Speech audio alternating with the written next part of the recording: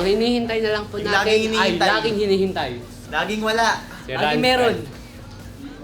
Laging papida, as always. As always. Pinakabatangkad. Pinakamadaming late. Tama. Nung papunta po kami sa SM Baliwag, nasa studio na po kami lahat except kay Rans. Kaya si Rans medyo pabida. Ang tagal niya dumating, ganun late. Kaso lang, nung pagdating niya, meron siyang dalang SM accessories. Biglang nabaliktad lahat ng sinabi ko, parang, wow, thank you Rans, ba't may dala kang ganyan? Dito, bunutan!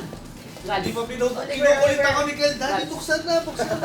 Ginaganon na niya ako. No! Kita ba ako dyan?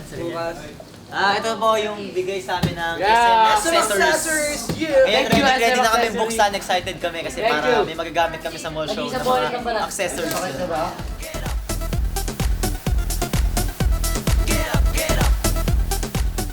Merong isang box galing sa SM Accessories.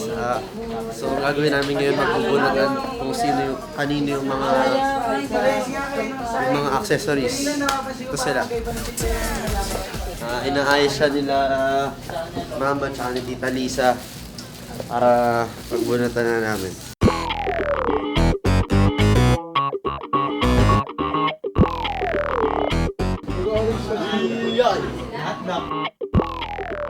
Pila-pila para walang dugaan.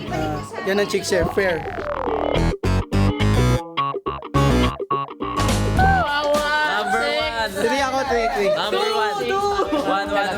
1. Thank you po sa SM Accessories na nagkakaroon kami ng mga galing sa SM Accessories. Magagamit po namin to. Ngayon, sobrang saya namin.